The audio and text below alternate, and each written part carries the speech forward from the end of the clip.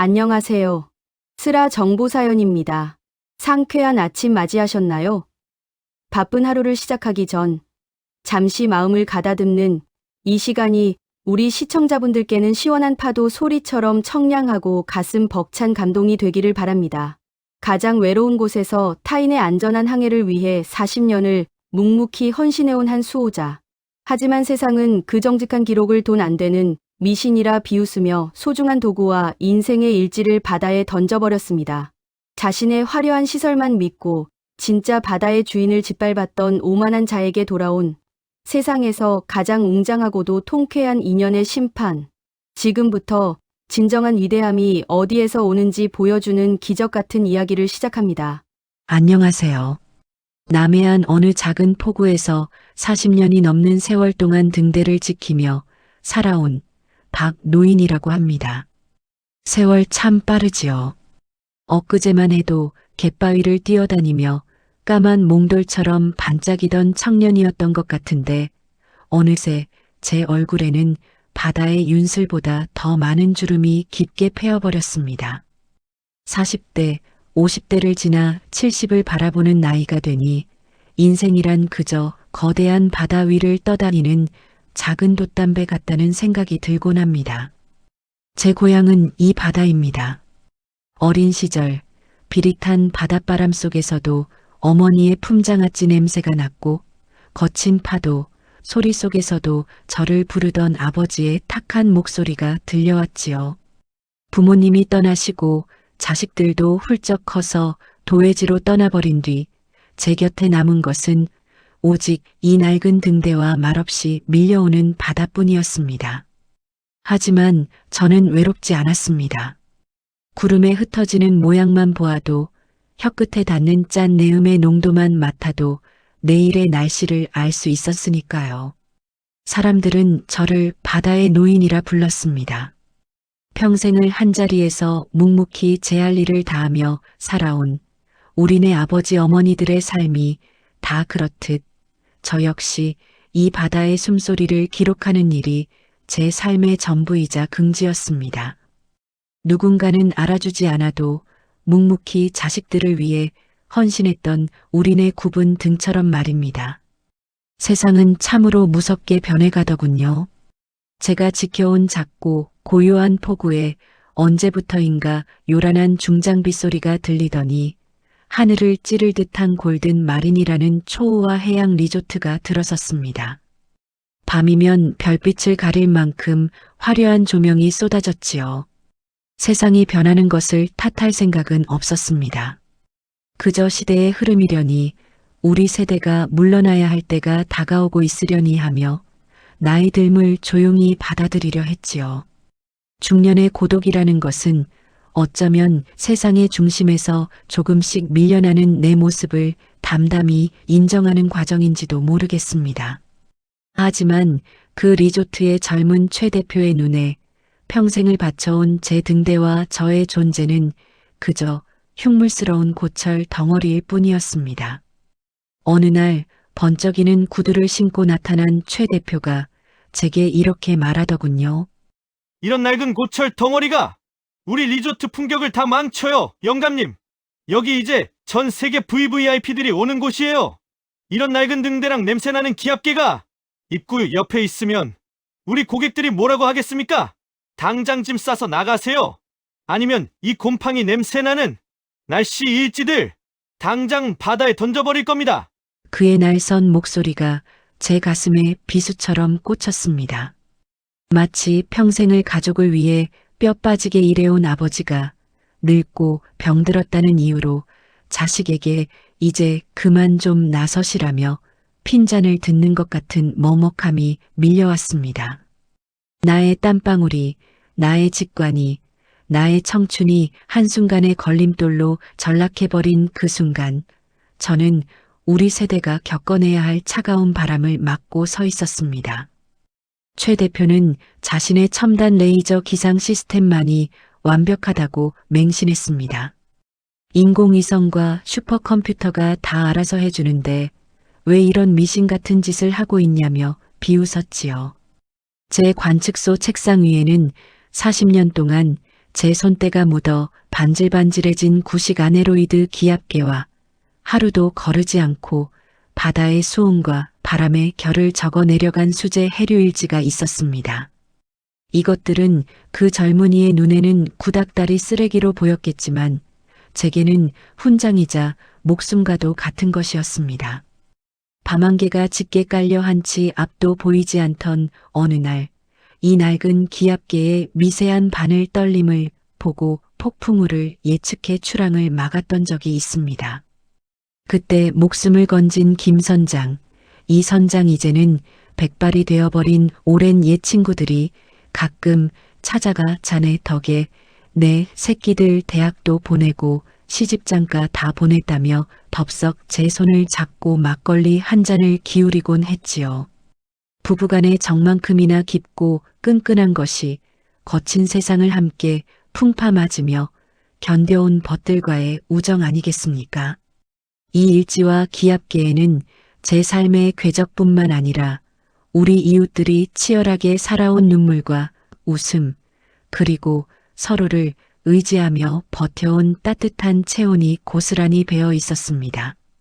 하지만 기계의 숫자에만 의존하는 최 대표에게 사람의 체온이 밴 직관 따위는 무의미했습니다. 어느 날 기어코 사달이 났습니다. 제가 잠시 자리를 비운 사이 관측소를 치워버리겠다며 들이닥친 최 대표는 제가 평생을 애지중지 길들여온 기압계와 해류일지들을 한 움큼 집어들었습니다. 당신 같은 노인네의 직관은 이제 쓰레기통에나 어울려. 그는 저를 향해 차갑게 쏘아붙이고는 그 귀한 것들을 그대로 방파제방, 시퍼런 바닷속으로 던져버렸습니다. 영감님, 요즘은 다 인공위성이 날씨 맞춰요? 이런 구닥다리 도구로 뭘 안다고? 이거 다 고철 덩어리니까 내가 대신 청소해드린 겁니다. 다시는 이 신성한 리조트 앞에서 미신 따위 늘어놓지 마세요.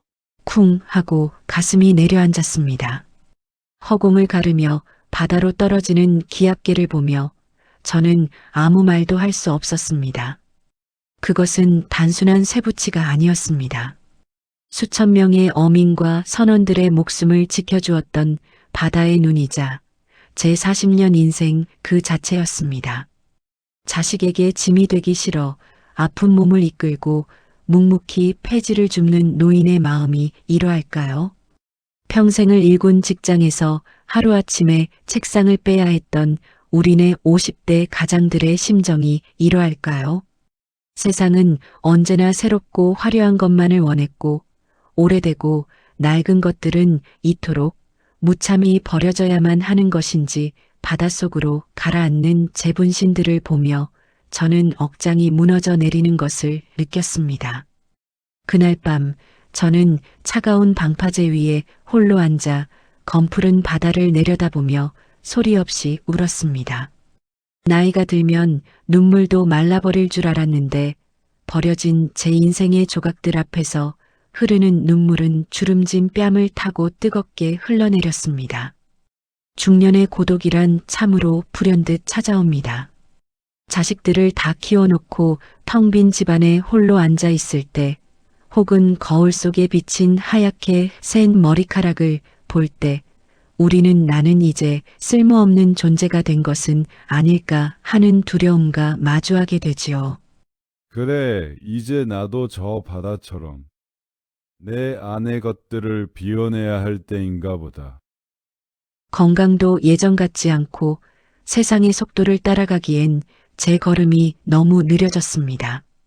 노후라는 것은 어쩌면 무언가를 움켜쥐는 시기가 아니라 쥐고 있던 것들을 하나둘 내려놓으며 소나기에 힘을 푸는 연습을 하는 시간일 것입니다. 바다에 던져진 기압계를 가슴에 묻으며 저는 분노하기보다는 스스로를 향해 위로를 건넸습니다. 박노인 수고했다. 너의 40년은 저 바다가 알고 내가 살린 생명들이 안다. 세상이 몰라주어도 너의 삶은 충분히 가치 있었다. 그렇게 다친 마음을 다독이며 저는 인생의 저물어가는 쓰러짐을 조용히 받아들이고 있었습니다. 하지만 바다는 결코 교만한 자를 그냥 두지 않습니다. 최 대표가 야심차게 준비한 국제 요트 대회가 열리던 날이었습니다. 수조원대의 화려한 요트들이 바다 위를 수놓고 샴페인이 터지며 사람들은 웃고 떠들었습니다. 전 세계의 이목이 집중된 자리였지요. 하지만 평생 바다의 냄새를 맡아온 제 코끝에 비릿하고 매서운 흙냄새가 스치고 지나갔습니다. 하늘의 구름은 양떼처럼 흩어지다가 갑자기 날카로운 갈고리 모양으로 변해가고 있었지요. 그것은 첨단 레이더조차 읽지 못하는 바다 밑바닥에서부터 끓어오르는 징후였습니다. 이윽고 최첨단 기상 레이더가 미처 감지하지 못한 갑작스러운 폭발적 저기압이 들이닥쳤습니다. 마치 우리네 인생에서 예고 없이 찾아오는 병마나 사업 실패처럼 재난은 가장 화려하고 평온한 순간에 등 뒤에서 칼을 꽂듯 찾아오는 법입니다. 고요하던 바다는 순식간에 시퍼런 아가리를 벌리며 집채만한 파도를 일으켰습니다. 수조원대 요트들이 낙엽처럼 뒤집힐 위기에 처했고 현장을 방문했던 전 세계 선박왕 리처드 왕 회장의 외아들이 탄 요트마저 통신이 두절된 채 실종되고 말았습니다. 상황실은 그야말로 아수라장이 되었습니다. 인공위성 위성 사진만 믿고 호언장담하던 최 대표는 사색이 되어 허둥댔고 그 잘난 최첨단 시스템은 먹통이 되어 붉은 경고음만 뱉어낼 뿐이었습니다. 아무리 기계가 발달해도 자연의 섭리 앞에서는 그저 속수무책인 쇳덩어리에 불과하다는 것을 그들은 몰랐던 것입니다. 가족을 잃을 위기에 처한 아버지의 마음은 만국 공통입니다. 리처드 왕 회장 역시 아들을 잃을지도 모른다는 공포에 얼굴이 하얗게 질려 있었습니다. 자식을 향한 부모의 마음, 그것은 내 목숨을 내어주고라도 지키고 싶은 절대적인 사랑이니까요. 누구도 거친 파도 속으로 들어가지 못하고 발만 동동 구르던 그때 저는 낡은 우비를 걸쳐 입고 밖으로 나갔습니다. 비록 손에 쥔 기압계는 없었지만 40년간 제 뼛속까지 새겨진 바다의 결이 저를 안내하고 있었습니다. 파도의 주기가 좁아지고 남동풍이 거세지면 해류는 흑초, 암초 쪽으로 휘어 들어간다. 아이는 분명 그쪽 해식동굴 부근으로 떠밀려 갔을 게야. 나이 든 사람의 직관은 결코 쓰레기통에 들어갈 미신이 아닙니다. 그것은 수백, 수천 번의 실패와 눈물, 그리고 몸으로 부딪혀 얻어낸 생생한 빅데이터입니다. 젊음의 패기가 아무리 눈부셔도 세월이 만들어낸 관륜의 깊이를 단번에 뛰어넘을 수는 없는 법이지요. 제 오랜 직관과 지역 해경의 끈질긴 수색 덕분에 암초 뒤에 대피해 있던 왕 회장의 아들은 기적적으로 무사히 구조되었습니다. 폭풍우가 지나가고 잿빛 하늘 사이로 한 줄기 빛이 새어나오던 무렵이었습니다. 최 대표의 관측소 마당에 거대한 헬기 한 대가 내려앉았습니다. 헬기에서 내린 리처드 왕 회장은 굽신거리며 다가가는 최 대표를 단호히 밀쳐내고는 주름진 손으로 바닷물에 젖은 낡은 해류일지에 남은 복사본을 닦고 있던 제게로 단숨에 달려왔습니다. 그리고는 수많은 취재진의 카메라가 번쩍이는 앞에서 제 거칠고 마디 굵은 손을 자신의 두 손으로 꽉 맞잡고는 90도로 깊이 허리를 숙였습니다. 마스터 박 드디어 찾았습니다. 30년 전 퍼펙트 스톰 속에서 우리 함대 전체가 수몰될 위기에 처했을 때 단 한 번의 무선 연락으로 안전한 해로를 알려주셨던 전설의 항해 요원, 당신이 버려진 이 등대에서 바다를 지켜주셨기에 오늘날의 제 제국도 그리고 제 아들의 목숨도 존재할 수 있었습니다. 그 순간 제 귓가에는 세상의 모든 소음이 멈춘 듯 했습니다. 아무도 알아주지 않는다고 생각했던 저의 40년 그저 고철 취급을 받으며 바다에 내던져진 제 청춘과 헌신이 지구 반대편의 누군가의 가슴 속에 30년 동안이나 은인으로 기억되고 있었다는 사실. 그것은 늙고 지친 제 영혼을 어루만져주는 가장 따뜻한 위로였습니다. 최 대표는 사색이 되어 입을 다물지 못했습니다. 자신이 고물상 노인이라며 벌레 보듯 멸시했던 제가 사실은 전 세계 선박왕들이 목숨을 빚진 바다의 현자였다는 사실을 알게 된 것이죠. 그는 덜덜 떨며 변명을 늘어놓으려 했지만 이미 늦은 뒤였습니다. 리처드 왕 회장은 최 대표가 제 분신과도 같은 기압계를 쓰레기 취급하며 바다에 던졌다는 사실을 전해 듣고는 안색이 서늘하게 변했습니다. 최 대표 당신은 화려한 껍데기만 팔 줄 알지. 진짜 바다의 무게와 사람의 가치는 전혀 모르는군. 뿌리를 존중하지 않는 자에게 어찌 우리의 귀한 생명과 배를 맡길 수 있겠소. 내 은인의 자부심을 짓밟은 자가 운영하는 리조트에는 단 한 명의 선원도 보낼 수 없소. 당신 회사와의 모든 제휴는 이 시간부로 전면 취소요. 그 한마디에 모든 것이 끝났습니다. 화려한 외관과 첨단 기술만을 자랑하며 사람을 무시했던 최 대표의 리조트는 결국 거액의 투자금 회수와 신뢰 추락으로 도산하고 말았습니다. 세상 만물이 그렇습니다. 뿌리가 깊지 않은 나무는 작은 비바람에도 쉽게 뽑혀나가는 법입니다.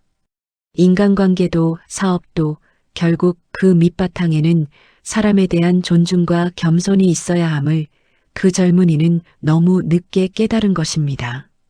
그 후 그 화려했던 리조트 자리는 어떻게 되었을까요? 저는 리처드 왕 회장의 전폭적인 후원을 받아 그곳에 화려함 대신 진정성이 깃든 세계해양기상 박물관을 세웠습니다.